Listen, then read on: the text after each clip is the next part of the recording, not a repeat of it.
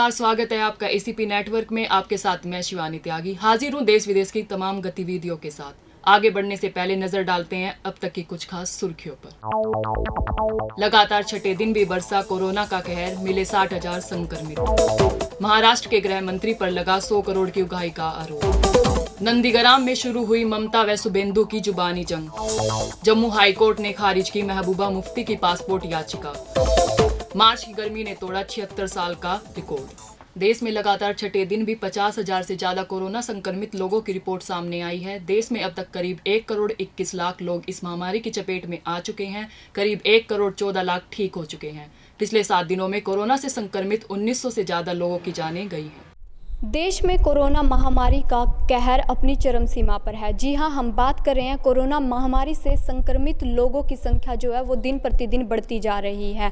यह एक बहुत ही चिंता की बात है। आपको बता दें कि जो केंद्रीय स्वास्थ्य मंत्रालय है उसकी रिपोर्ट के मुताबिक पिछले 24 घंटों में जो कोरोना के मरीज हैं उनकी संख्या 60,000 से भी अधिक पहुँच चुकी है और इनमें से कुछ मरीज जो है वो ठीक होकर अपने घर गए हैं। लेकिन आपको बता दें कि पिछले 7 दिनों की रिपोर्ट जो आई है उसमें 1900 से अधिक लोगों की जान गई है। महाराष्ट्र और मध्य प्रदेश देश के ऐसे राज्य हैं जिनमें कोरोना के जो मरीज हैं उनकी संख्या जो एक दिन की संख्या है वो सबसे ज़्यादा है और वहाँ पर जो मरीज है वो बढ़ते जा रहे हैं, उनकी संख्या में इजाफा हो रहा है। इसके अलावा जो पंजाब है, पंजाब सरकार ने फैसला लिया है कि जो प्राइमरी स्कूल है वो अभी उनकी कक्षाएँ स्टार्ट नहीं की जाएंगी और जो 10वीं और 12वीं की बोर्ड की परीक्षाएं अभी अप्रैल में होनी है, अभी के लिए उनको रद्द कर दिया जाएगा।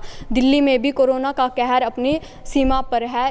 इन सभी को देखते हुए जो है सरकार ने फैसला लिया है कि जो देश में जो संडे है उसको लॉकडाउन रहेगा और कोरोना के बढ़ते मरीजों की जो संख्या बढ़ रही है उसको देखते हुए ये बहुत ही चिंता की बात बनी हुई है। कैमरामैन आदिल के साथ मैं Pooja, ACP news Panipat. Bombay high court मंगलवार को महाराष्ट्र के गृह मंत्री अनिल देशमुख के खिलाफ दायर 2 याचिकाओं पर सुनवाई करने वाला है। इसमें मुंबई के पूर्व पुलिस कमिश्नर परमबीर सिंह की ओर से राज्य के गृह मंत्री पर लगाए गए 100 करोड़ रुपए की उगाही के आरोप की जांच की मांग की है। परमबीर सिंह के बाद अब अनिल देशमुख एक बार फिर कटघरे में। जी हम बात कर रहे हैं अनिल देशमुख, जिनकी आज पेशी है बॉम्बे हाईकोर्ट में।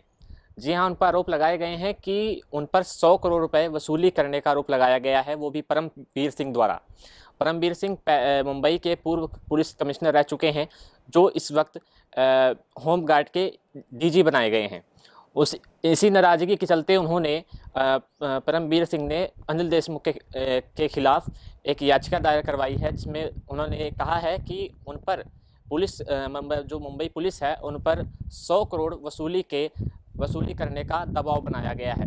और दूसरी तरफ मुंबई की एक वकील जिन्होंने एक याचिका दायर की है कि उन्होंने कहा है कि अनिल देशमुख के ऊपर बहुत ऐसे आरोप हैं जो अभी तक सिद्ध नहीं किए गए हैं, बल्कि उन पर वसूली करने के आरोप पर लेकर ईडी और सीआईडी से कोर्ट से मांग की है कि ईडी और सीआईडी से उनकी जांच की जाए और उनके जो कारनामे हैं वो जनता के सामने लाए जाएं और अदालत में पेश किए जाएं। और वहीं परमबीर सिंह ने आरोप लगाया है कि जो मुंबई पुलिस को अनिल देशमुख द्वारा यह आदेश दिया गया था कि बार और रेस्टोरेंट से तकरीबन 100 करोड़ रुपए की वसूली की जाए। अब इसी बात पर अब यह देखना होगा कि कोर्ट में आज अनिल देशमुख के ऊपर क्या सुनवाई होती है। कैमरा पर्सन आदिल के साथ मैं सौरभ शुक्ला, एसीपी नेटवर्क पानीपत। बंगाल में पहले चरण के चुनाव के बाद टीएमसी और बीजेपी एक दूसरे पर और ज्यादा हमलावर हो गई हैं। सोमवार को ममता बनर्जी ने अपने विधानसभा क्षेत्र नंदीग्राम से बीजेपी के शुभेंदु अधिकारी पर निशाना साधा, तो शुभेंदु ने भी पलटवार करते हुए ममता पर अल्पसंख्यकों के तुष्टीकरण का आरोप लगाया।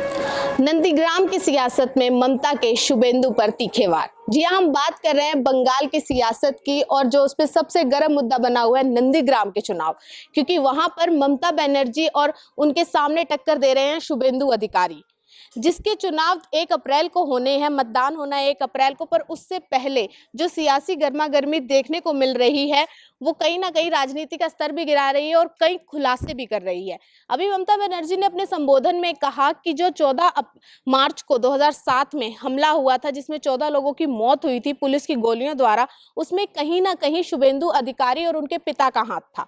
ये जो खुलासा है वो एकदम चौंकाने वाला है, क्योंकि उस समय जो आंदोलन नंदीग्राम में करवाया गया था उसमें शुभेंदु अधिकारी का एक बहुत महत्वपूर्ण रोल रहा था। और कहीं ना कहीं इस तरह की बात कहना ममता बनर्जी का उस चीज से जो तृणमूल, क्योंकि 2007 के बाद ही तृणमूल अपने पूरे वर्चस्व में आई थी उस आंदोलन के बाद, और अब ममता बनर्जी का ये कहना कि उस हमले में शुभेंदु अधिकारी और उनके पिता का हाथ था, कहीं ना कहीं सियासत को एक नया रुख भी दे सकता है, क्योंकि नंदीग्राम के चुनाव कहीं ना कहीं बंगाल की पूरी राजनीति तय कर सकते हैं।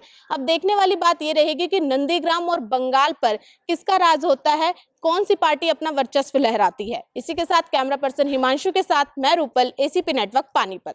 जम्मू कश्मीर की पूर्व मुख्यमंत्री और पीडीपी चीफ महबूबा मुफ्ती की भारतीय पासपोर्ट के लिए दी गई एप्लीकेशन गत सोमवार को रद्द हो गई। महबूबा ने इस मामले पर जम्मू कश्मीर हाई कोर्ट में याचिका दायर की, लेकिन कोर्ट ने उसे भी रद्द कर दिया। उच्च न्यायालय ने कहा कि हमें नहीं लगता कि इस पर न्यायालय को दखल देना चाहिए, इसलिए याचिका खारिज की जा रही है। दरअसल Jammu Kashmir crime investigation department ने पुलिस वेरिफिकेशन रिपोर्ट में महबूबा को पासपोर्ट नहीं देने के लिए कहा। पीवीआर रिपोर्ट नेगेटिव आने के बाद रीजनल पासपोर्ट ऑफिस ने उन्हें पासपोर्ट जारी करने से इनकार कर दिया।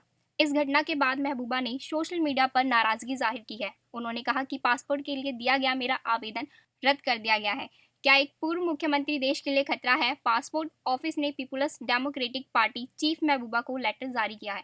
लेटर में लिखा है कि यदि महबूबा चाहे तो पासपोर्ट रिजेक्शन के खिलाफ विदेश मंत्रालय में अपील कर सकती है। मार्च अभी खत्म भी नहीं हुआ है और मौसम में तपिश बढ़ने लगी है। दिल्ली में तो गर्म मौसम ने 1945 में पड़ी गर्मी की बराबरी कर ली है। मौसम विभाग के मुताबिक दिल्ली में अब तक का मार्च महीने का सबसे अधिक 40.1 डिग्री सेल्सियस तापमान दर्ज किया गया है। यही हाल राजस्थान और मध्य प्रदेश में भी है। अप्रैल के आने से पहले ही मौसम का पारा चढ़ने लगा है। पिछले 2 दिनों से दिल्ली एनसीआर समेत उत्तर भारत के कई इलाकों में तेज गर्मी पड़ रही है। राष्ट्रीय राजधानी दिल्ली में कल अधिकतम तापमान 40.1 डिग्री सेल्सियस दर्ज किया गया, जो मार्च में साल 1945 के बाद सबसे ज़्यादा है। मौसम विभाग ने कहा कि दिल्ली में प्रचंड गर्मी की लहर चल रही है, क्योंकि इस समय अधिकतम तापमान औसत से 8 डिग्री ऊपर दर्ज किया जा रहा है। मैदानी इलाकों में अधिकतम तापमान कम से कम 40 डिग्री होने पर तेज गर्मी की घोषणा कर दी जाती है। मौसम विभाग का कहना है कि इस सप्ताह तापमान में गिरावट आएगी और रविवार तक यह 37 डिग्री सेल्सियस तक पहुंच जाएगा। दिल्ली में मंगलवार सुबह आसमान साफ रहा और न्यूनतम तापमान सामान्य से 1 डिग्री अधिक 19 डिग्री सेल्सियस दर्ज किया गया। आज अधिकतम तापमान 38 डिग्री सेल्सियस के आसपास रहने का अनुमान है। दिल्ली एनसीआर में सुबह से ही तेज हवाएं चल रही हैं। अब तक के लिए इतना ही। हमसे जुड़े रहने के लिए देखते रहिए एसीपी नेटवर्क।